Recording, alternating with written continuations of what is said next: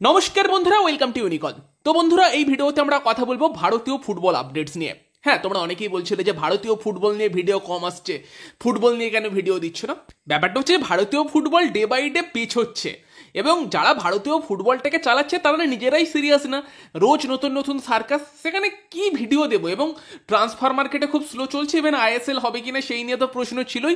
এখন ISL officially on hold বলতে পারি আমরা, মানে আইএসএল সেপ্টেম্বরে শুরু হচ্ছে না সেটা বলতে পারো। এই মরশুম হবে কিনা সেই নিয়ে যে একটা প্রশ্ন ছিল সেটা আরো বেড়ে গিয়েছে, কারণ এপিএসডিএল এর তরফ থেকে অফিসিয়ালি কিন্তু বলা হয়েছে আইএসএল অন হোল্ড, মানে আপাতত আইএসএল স্থগিত করা হচ্ছে এবং আইএসএল 2025-26 মরশুম হবে কিনা সেই নিয়েই প্রশ্ন থাকছে, না হবার চান্সও কিন্তু থাকছে। পুরো ব্যাপারটা কি সেটা তোমাদের এক্সপ্লেন করব।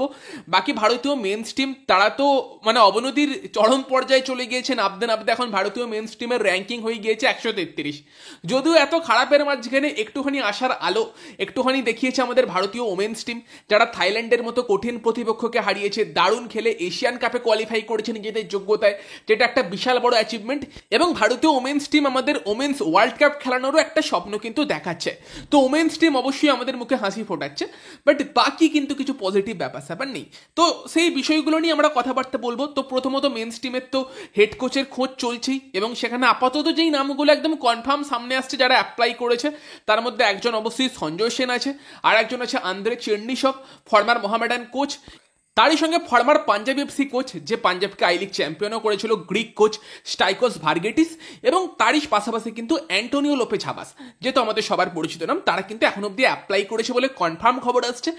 বাকি কারা অ্যাপ্লাই করেছে বা করছে সেই খবর এখনো নেই, বাট এরা কিন্তু অবশ্যই অ্যাপ্লাই করেছে। এর মধ্যে সঞ্জয় সেনার হবার একটা বড় সড়ো পসিবিলিটি থাকছে, নয়তো অ্যান্টোনিও লোপেজ হাবাস হলো আমি কিন্তু খুশিই হব, কারণ হাবাসের অবশ্যই একটা স্ট্রিক্ট মানে অ্যাটিটিউড আছে, একটা অ্যাপ্রোচ আছে, ভারতীয় ফুটবলারদের খুব ভালো করেছে, যথেষ্ট সাকসেসফুল কোচ ভারতীয় ফুটবলে, সেখানে কিন্তু তার যথেষ্ট এক্সপিরিয়েন্স আছে এবং হাবাস নিজে থেকে ভারতীয় ন্যাশনাল টিমকে কোচিং করাতে চায়।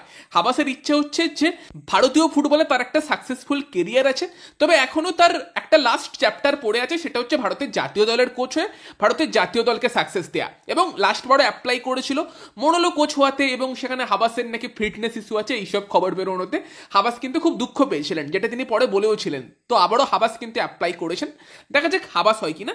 তো ন্যাশনাল টিমের হেড কোচ নিয়ে এই আপডেটগুলো তো আছেই, বাকি ওসিআই পিআইও এইসব প্লেয়ারদের নিয়ে আপডেট জিজ্ঞেস করছে। দেখো, যখন হবে দেখা যাবে, অনেক আপডেট বেরিয়ে আসছে, পজিটিভ দিকে এগোচ্ছে মনে হচ্ছে, কিন্তু যতক্ষণ না পর্যন্ত অফিসিয়ালি হচ্ছে ভারতীয় ফুটবলে ভাই কোনো কিছুই বলা যায় না, কারণ আমরা তো অনেক কিছুই দেখছি। ভারতীয় ফুটবল তো আমাদের কম আশা দেয়নি, ভিশন 2047 কত কিছু হলো, আর এখন আইএসএল হবে কিনা সেই নিয়েই বড়সড় প্রশ্ন।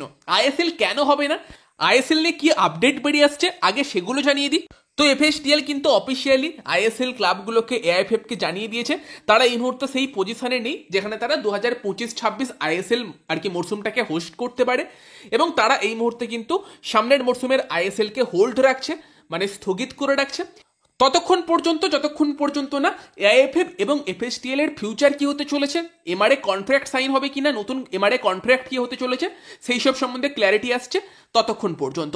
এবারে এমআরএ কন্ট্রাক্ট এখানে সব থেকে বেশি ইম্পর্টেন্ট। কেন এত ঝামেলা, কেন এত সমস্যা? সব জায়গাতেই কিন্তু এই এমআরএ ওয়ার্ডটা উল্লেখ পাবে, যেখানে এমআরএ কন্ট্রাক্ট সাইন না হওয়ার জন্য কিন্তু এখন অব্দি আইএসএল হোল্ডে আছে। এবারে এমআরএ হচ্ছে মাস্টার রাইটস এগ্রিমেন্ট। এটা কি এগ্রিমেন্ট এবং এটা জন্য কেন আটকে যাচ্ছে আইএসএল? তো 2010 সালে 15 বছরের জন্য এফএসটিএল এবং এআইএফএফ এর মধ্যে কিন্তু এই এমআরএ কন্ট্রাক্ট সাইন হয়। যেই কন্ট্রাক্টটা শেষ হয়ে যাচ্ছে 8ই ডিসেম্বর 2025, মানে এই বছরের ডিসেম্বর মাসে সেই কন্ট্রাক্টটা শেষ হয়ে যাচ্ছে, এবং সেই কন্ট্রাক্ট অনুযায়ী কিন্তু এফএসটিএল শেয়ার দেয় এআইএফএফকে, টাকা পয়সা যা আসে সেই কন্ট্রাক্ট থেকে এআইএফএফ পায়।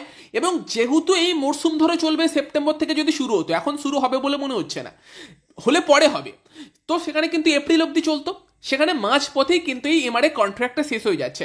আর যেহেতু নতুন এমআরএ কন্ট্রাক্ট সাইন হয়নি, তো এফএসডিএল কিন্তু তাই আইএসএল শুরু করতে চাইছে না। এবার এই এমআরএ কন্ট্রাক্ট 2010 সালে সাইন হয়েছিল এফএসডিএল এবং এআইএফএফ এর মধ্যে, 15 বছরের কন্ট্রাক্ট ছিল। সেই 15 বছরের কন্ট্রাক্টটাই কিন্তু এই বছর ডিসেম্বর মাসে শেষ হয়ে যাচ্ছে, আর সেই কন্ট্রাক্ট থেকে কিন্তু এআইএফএফ টাকা পেত। এতদিনের যে কন্ট্রাক্ট ছিল সেখানে আইএসএল এর বলো বা লিগের বলো, সব কিন্তু যে ব্রডকাস্টিং রাইটস বলো বা তোমার স্পন্সরশিপ, মার্কেটিং, এই সব কিছু এফএসডিএল সামলাতো, এবং এআইএফএফ এর সঙ্গে কন্ট্রাক্ট এটাই ছিল যে সব কিছু এফএসডিএল সামলাবে, তবে এআইএফএফ কিন্তু একটা নির্দিষ্ট অ্যামাউন্টের টাকা পাবে, সেই টাকাটা হচ্ছে 50 কোটি প্রত্যেক বছর অথবা 20% রেভিনিউয়ের, যেটা বেশি হবে সেই টাকাটা এআইএফএফ পাবে। মানে ধরে রাখো হচ্ছে 50 কোটি করে এআইএফএফ এই যে কন্ট্রাক্ট ছিল এই কন্ট্রাক্ট অনুযায়ী এফএসডিএল এর থেকে পেত। মানে AIFF all Indian football federation তারা 50 কোটি করে পাচ্ছিল, কিন্তু উল্টো দিকে এফএসডিএল কিন্তু আইএসএল চালিয়ে যে লাভের মুখ দেখেছে সেরকমটা না, তারা ক্ষতিই হয়েছে এবং ক্ষতির পরিমাণটা অনেক বেশি হয়েছে তাদের। ফলে তারা কিন্তু আর এই যেটা পুরনো এগ্রিমেন্ট 15 বছরের জন্য ছিল তাতে কন্টিনিউ করতে চাইছে না, তারা আবার নতুন এগ্রিমেন্ট দিয়েছে। এবং তারা যে এগ্রিমেন্ট দিয়েছে সেখানে কিন্তু একটু অন্যভাবে তারা দিয়েছে, তারা কিন্তু এই যে একটা ফিক্সড অ্যামাউন্ট এআইএফএফকে প্রত্যেক বছর দিত সেইভাবে কিন্তু টাকা দিতে চাইছে না, তারা একটা রেভিনিউ শেয়ার মডেল করতে চাইছে, যেখানে তারা যেটা আর কি বলছে যে যেইভাবে তারা এগোতে চাইছে সেটা হচ্ছে যে যেটা টোটাল লাভ হবে সেই লাভে 60% আইএসএল ক্লাবরা পাবে, 26% এফএসডিএল পাবে, 14% শেয়ার এএফএফ পাবে। মানে তারা কিন্তু আইএসএল ক্লাবদেরও ইনভলভ করছে, যে পুরো লাভ্যাংশ যেটা হবে সেটা আইএসএল ক্লাব, এফএসডিএল এবং এআইএফএফ তাদের মধ্যে কিন্তু এইভাবে ভাগ হবে। আইএসএল ক্লাবদের কাছে 60%, এফএসডিএল এর কাছে 26%, এএফএফ 14%, যেটা এআইএফএফ এর খুব একটা পছন্দ না। আবার তার উপর কিন্তু যতদিন না পর্যন্ত নতুন ইলেকশন হচ্ছে, নতুন কনস্টিটিউশন হচ্ছে, সুপ্রিম কোর্ট কিন্তু এআইএফএফকে নতুন কোনো বড় ডিসিশন নিতে বারণ করে দিয়েছে।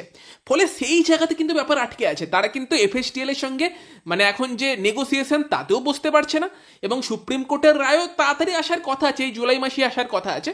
তবে সেই সবের মধ্যে কিন্তু নতুন এমআরএ কন্ট্রাক্ট কি হতে চলেছে সেটা সাইনই হয়নি, এবং আইএসএল ক্লাবেরাও টেনশনে আছে, এখনো পর্যন্ত টিভি রাইটস কি হতে চলেছে সেটাও কিন্তু মানে এফএসডিএল এর তরফ থেকে জানানো হয়নি, কারণ ভারতীয় ফুটবলে সেভাবে টাকা নেই, এবং 275 কোটি বা এরকম একটা অ্যামাউন্টের মধ্যে টিভি রাইটস ছিল আইএসএল এ, যেটা যথেষ্ট বেশি। সেটা কমে গেলে আইএসএল ক্লাবদের শেয়ারও কমে যাবে, তার এমনিতেই লসে চলছে, আরও বেশি লসে চলবে, প্লাস এমআরএ কন্ট্রাক্ট এফএসডিএল এর সঙ্গে এআইএফএফ এর সাইন হয়নি। এই সব কিছুর মাঝখানে কিন্তু আইএসএল হবে কি হবে না সেই নিয়েই প্রশ্ন রয়ে গিয়েছে, এবং আপাতত FSDL officially ISL on hold বলে দিয়েছে যে আপাতত আইএসএল স্থগিত আছে। দেখো আমি আশা রাখছি তাও আইএসএল হবে, কোনো একটা উপায় বেরিয়ে আসবে, আমরা ফুটবল দেখতে পাবো। বাট ভারতীয় ফুটবল এখন এটাই সিচুয়েশন, তো আইএসএল দেখো আমরা আশা রাখতে পারি, বাট হবেই গ্যারেন্টি দিয়ে এখন অবধি বলতে পারছি না, সেই জায়গাতে ব্যাপার স্যাপার দাঁড়িয়ে আছে। ফলে সেখানে কি কভার করব ভারতীয় ফুটবল, এই জায়গাতে ভারতীয় ফুটবল দাঁড়িয়ে আছে। আপাতত ডুরান্ট কাপ দেখবো, ডুরান্ট কাপের পর সম্ভবত এআইএফএফ কিন্তু সেপ্টেম্বরে যেই সময় আইএসএল হবার কথা ছিল, যেহেতু আইএসএল সেপ্টেম্বরে শুরু করা হয়তো পসিবল না, সেই উইন্ডোতে ফেডারেশন কাপ বলো বা সুপার কাপ বলো যেটাই হোক একটা কাপ টুর্নামেন্ট কিন্তু হোস্ট করবে, যেটা এআইএফএফ এর টুর্নামেন্ট। তারপর যদি আইএসএল শুরু করা যায় তো ভালো, এবং যদি আইএসএল শুরু না হয় সেখানে কিন্তু মোহনবাগান বা গোয়া তারা তো এএফসির ম্যাচগুলো আই থিঙ্ক খেলবে।